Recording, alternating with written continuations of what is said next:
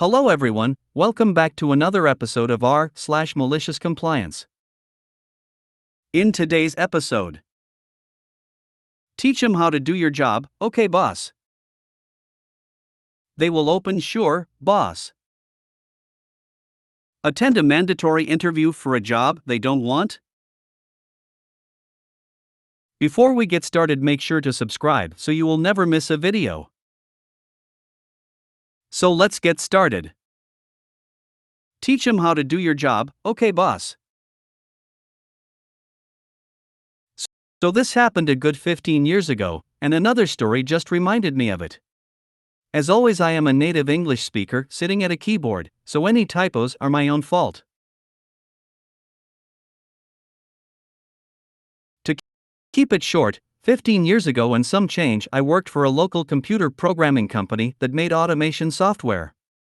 Our company got bought out by a bigger national company, and after the dust settled, corporate decided they were going to send a liaison down to our local office to learn how you do things, to be a better bridge between offices. AKA, hey new hires, teach our guy how to do your job so we can let March 4ths of you go before next quarter. None of us were happy about that, but our new corporate overlords had spoken. A month or so later, here's our liaison fellow all ready to go. So, show me the interface, he said.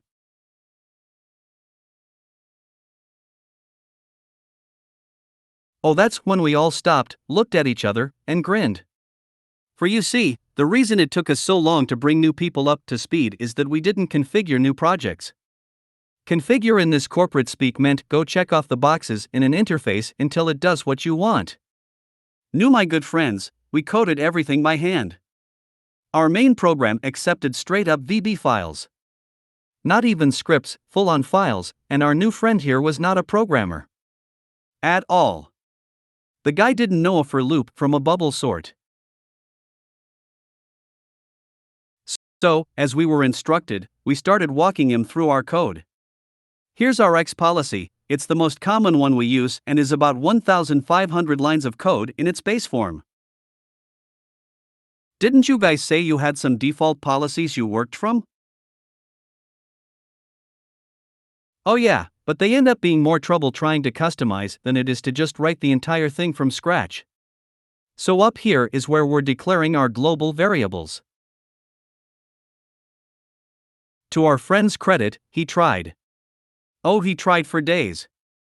And every time we thought he was about to figure something out, we intentionally switched him up to an even worse one. We hired requiring a computer science degree, 6 months of on-site gearing up, and another 6 months of shadowing before we would let anyone handle a project on their own. This poor guy got the full year's worth of training in a week. To his credit, on his last day he flat out told us he was sent down to learn how to replace us, but that he was going to tell them that we were doing a great job, and if anything our timeframes were surprisingly short given what we were doing. We ran that department for a good 5 years before the inevitable revolving door of upper management decided to bring in a new, easier-to-use suite. People are still kvetching about, man, I miss X, it could have done this in half the time. And instead of a 5-man team upkeeping everything, we have multiple departments that still can't manage to fix a broken image link in the new stuff 10 years later. They will open, sure, boss. This story is retold from a friend. He was working with a landlord company as a handyman of sorts. He hated his job. Anyways, he got assigned to visit some tenants to do heat readings in their apartments, and the tenants had gotten the info beforehand.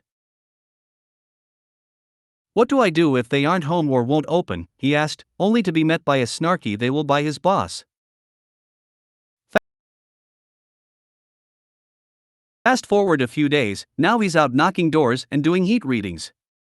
A little over halfway through, one tenant doesn't open the door. He checks his notes, nobody had been written up as away for that time. So my friend promptly continues with the other apartments, goes back to the door and knocks again. No response. So he sat down on the stairs and waited until his shift ended, and a few hours into overtime, with overtime pay.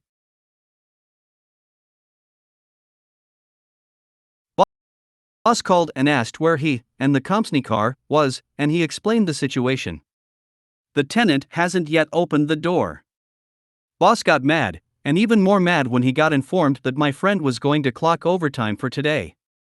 He informed the boss that he was refused instructions for cases such as tenant doesn't open the door, so he was waiting for the tenant to do so. Boss tried to fire him, but the union actually backed my buddy, so he got to keep the job. Attend a mandatory interview for a job they don't want? Another subreddit comment jogged my memory about this, and I thought you'd appreciate it here. In my late teens, I worked for the job center. I was sitting and observing an employer interviewing for warehouse jobs. My role was to confirm the attendees were responding seriously rather than just to keep getting benefits. My checklist was specific, just a numbered list with check yes or no, did they answer X question in full. 15 questions. Nothing personal about the client, like how they present themselves or the content of their answers. We had one client who had been unemployed since before my birth, Mr. P. Not incapable of working, he just didn't want to. Nice enough chap, and very well educated. Sadly for him, he'd been informed that if he didn't attend this job interview, his benefits would cease for 26 weeks. And he trots to his mandatory interview. It had obviously been raining because he was rather soggy, and smelt like when you open a tent that's not been used for a long time. He's wearing full camo gear, a baseball cap saying "bad girl looking for a good time" whilst pulling a shopping trolley filled with newspapers wrapped in twine. He's also wearing leather sandals with socks. He proceeds to remove his sandals and very wet socks, wrung them out over the carpet, and carefully placed the socks on the radiator.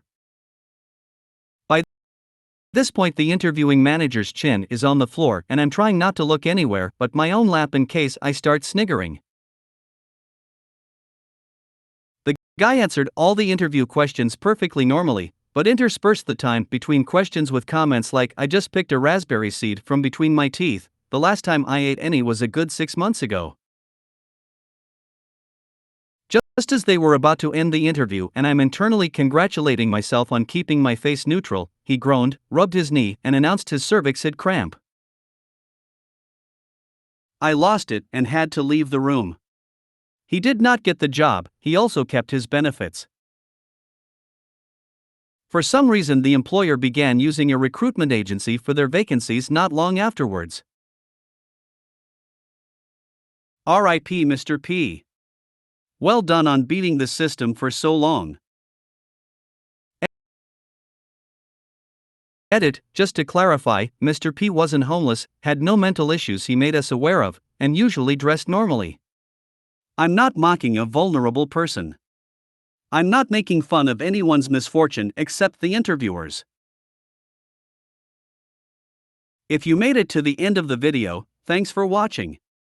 Don't forget to like, subscribe and share, and we will see you in the next video.